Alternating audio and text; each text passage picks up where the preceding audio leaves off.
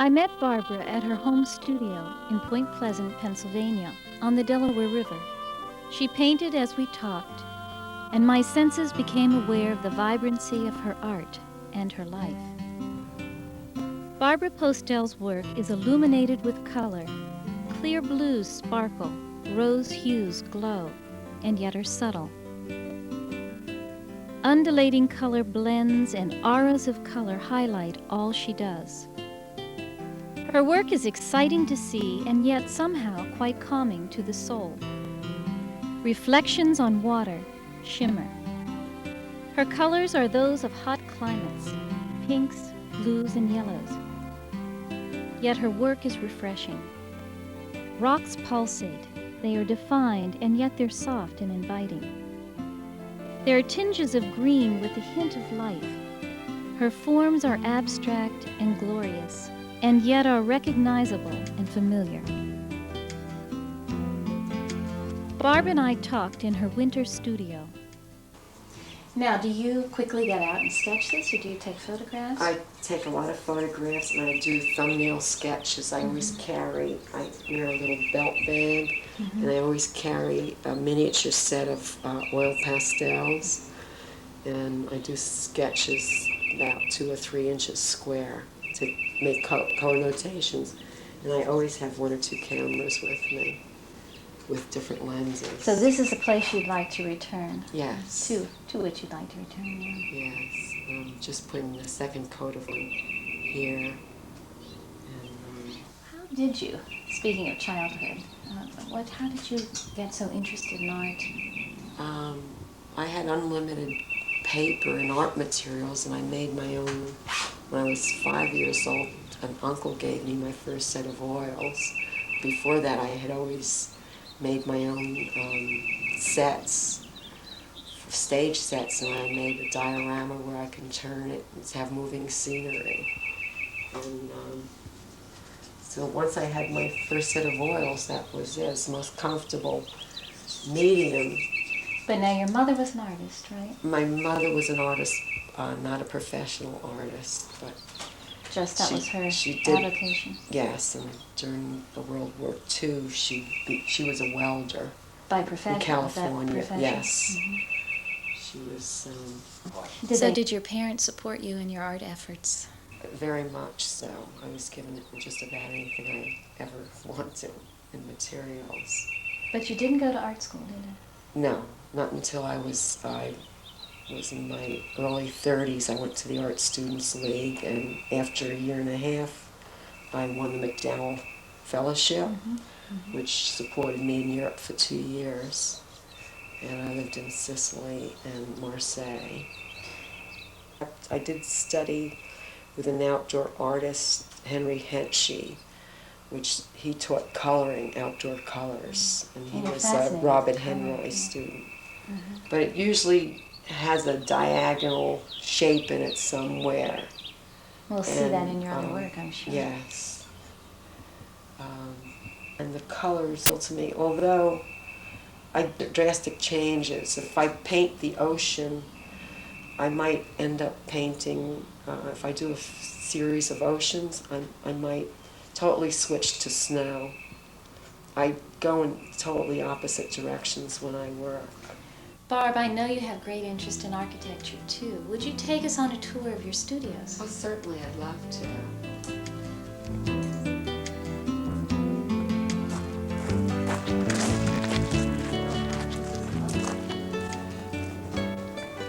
Oh, Barb, this is a beautiful studio. Oh, thank you. This is my summer studio, and I close these walls in the winter to block out the north side. And you built these? Yes. To be moving? To move in either direction. In the summertime, I open up both walls, and I have north light here, and it's extremely cool because of all the ventilation I have. And so you paint here in the summer, and the one we were just in is mostly your winter studio. Yes, because, and it's also my drafting studio. And I paint some, these are finished. This is Point Pleasant, and that's New Hope. And my large painting over there is not quite finished yet, and I will be painting on the wall itself, because it's a large piece. So you really are influenced by your surroundings, I can see. Oh yes, it's both Point Pleasant and any view of the river from bridges is usually a very good view. So water is one of your Yes. favorite subjects, but this is... Barbara often paints along the towpath of the canal by the Delaware River. In this sequence, she will introduce you to the environment which inspires her most.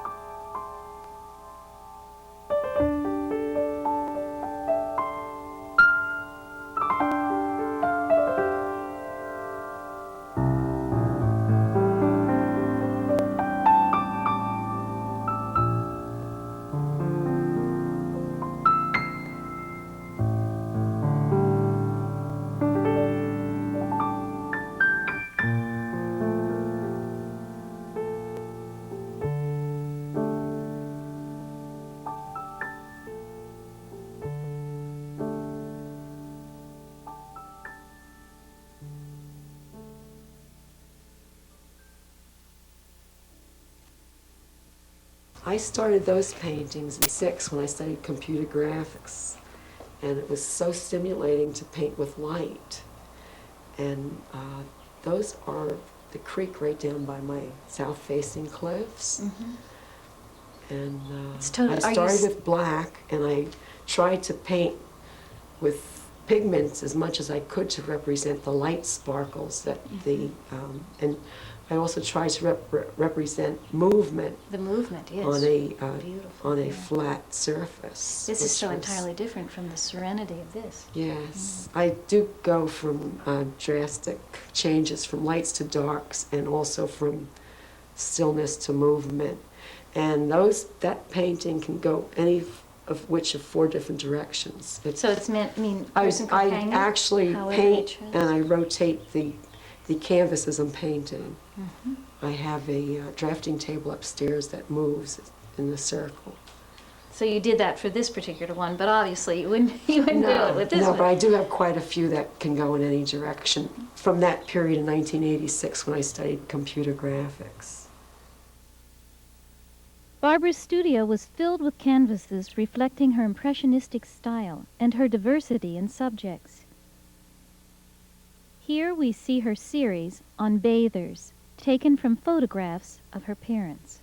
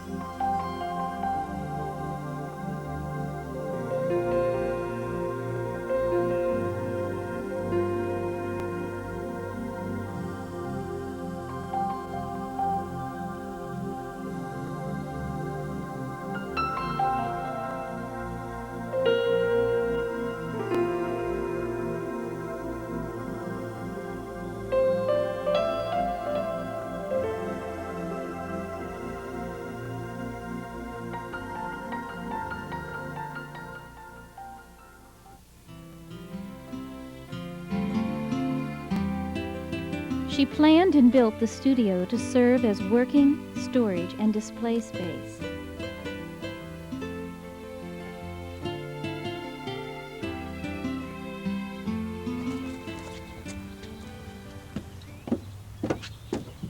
Barb, what studio are we going to now? This is Pyramid Studio. Oh my, so dramatic. Barb, let's sit down right here. This is such a lovely space. Now this Pyramid Studio, when do you use this? What is this for? This is my spring and fall painting studio, and it's also our video dance studio. We built the loft up above for shooting video, and the mirrors were all put here for the reason of doing a trompe-l'oeil type space for photography. And now that piece of video where you're dancing in various black and white and you're trying different things, that was shot here? Yes, it was experimental. We were trying different lighting with strobe lighting also.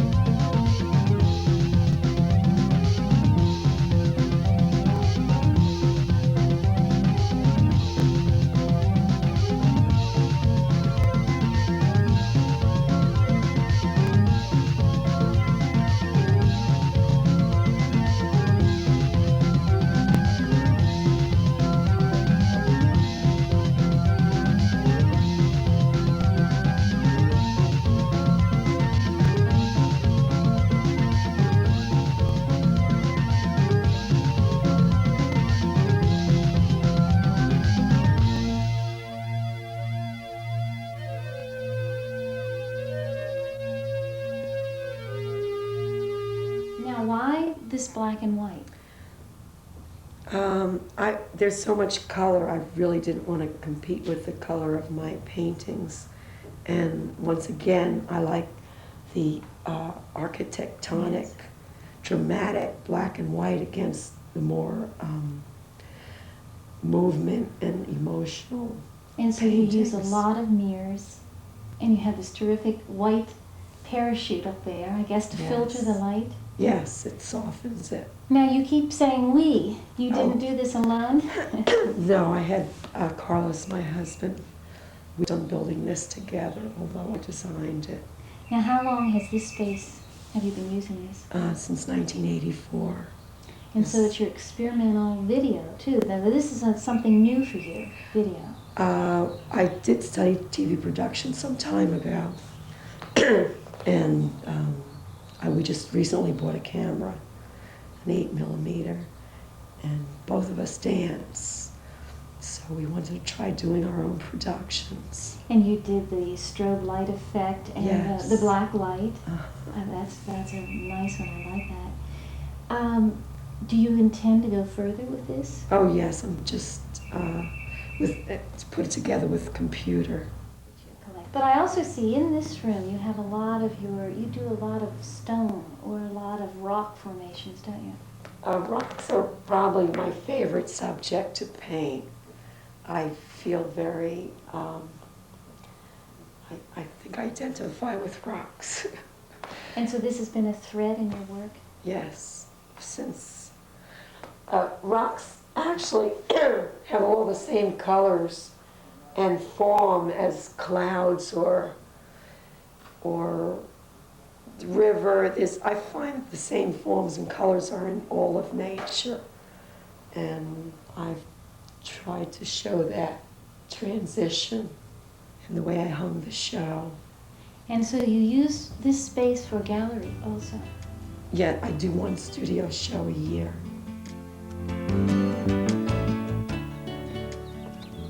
Barb, this is a lovely, lovely setting. And I like your frog pond. Let's go over there and sit for a while.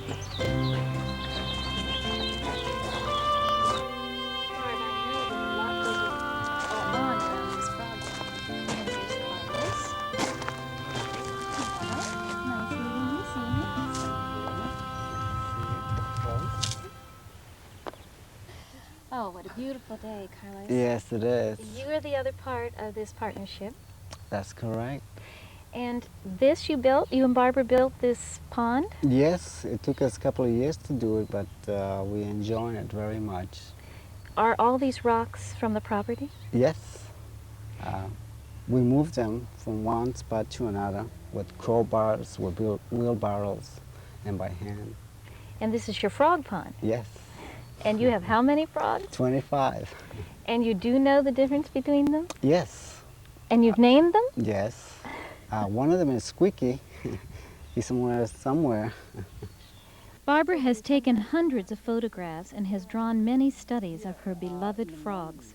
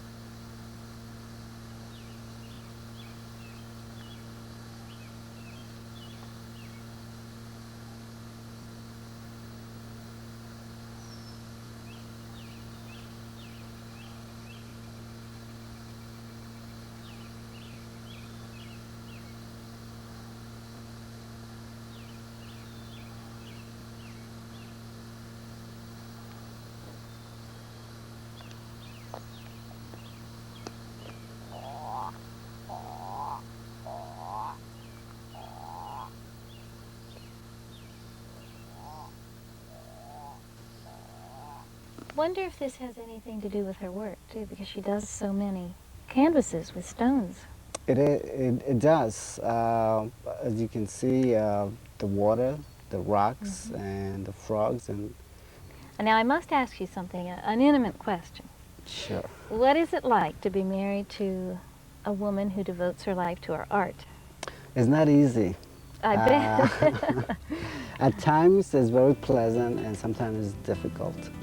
But Suzanne, we enjoyed having your art beat in here today. It was very pleasant for you to be here, and we're still enjoying you. Barb, let's look and see what you're doing here. Oh, one of the frogs, huh? Oh, these are beautiful. Just a minute here. These are lovely. Keeping new colors. Oh, such wonderful colors. Oh, yeah.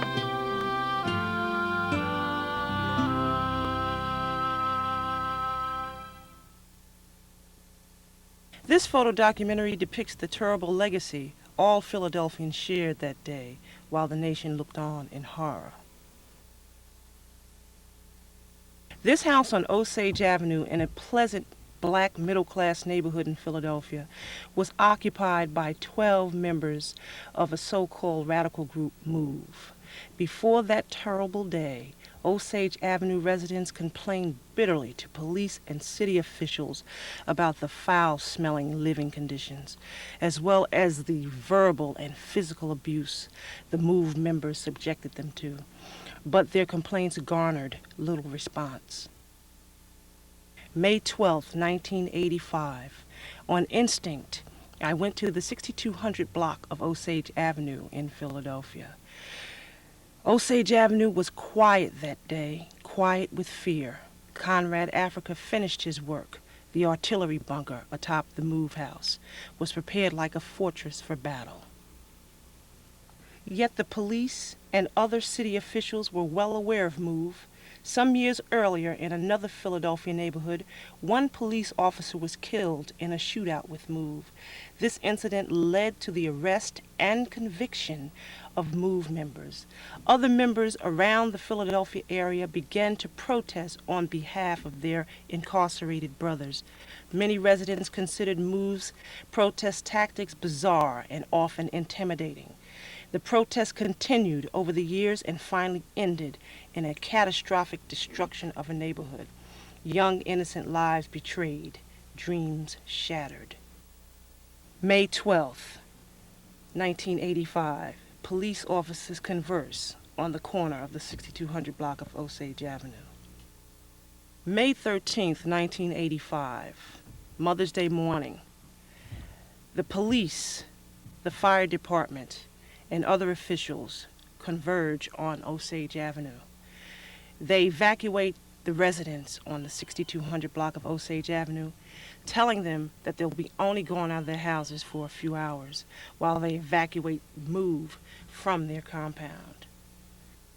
Mother's Day morning, 5:30 a.m., the police helicopter hovers over the MOVE compound. The helicopter drops a bomb onto the MOVE compound, causing a fire that spread to 61 homes and killed 11 members of the MOVE sect. 4 city workers descend into the bowels of the building to search for charred and burned body parts. Workers from Robert Hawthorne Incorporated in Philadelphia sift through debris for more body parts and any other evidence that they can find from this horrendous occurrence. When I went back the next day, what I saw, smoke rising from burnt-out holes that used to be houses, rubble, neighbors gazing in disbelief, gurneys, zippered bags with recovered body parts. So many people lost so much. Some people lived on that block 20 and 30 years, only to watch helplessly while the flames danced from house to house. The expressions on those faces I'll never forget. I'll never forget I felt betrayed. The theme photograph for this exhibit, MOVE, a Pre- and Aftermath View of Doom, is entitled The Ovens of Osage. I named it so because it was so reminiscent of the ovens of Auschwitz. The area of photography that interests me most is the photo documentary, and I've done work in that area on the topics of the San Francisco earthquake in 1989, Alcatraz Island, the infamous prison in the middle of the San Francisco Bay, the Move Fire in Philadelphia in 1985, and I've also done a photo documentary on Harlem during the 1970s. Where this MOVE exhibit's been shown, they've been received very well, and people that are not from Philadelphia or are really not familiar with what happened are really awestruck by the magnitude of what happened on the 6200 block of Osage Avenue on Mother's Day 1985, because they had no idea.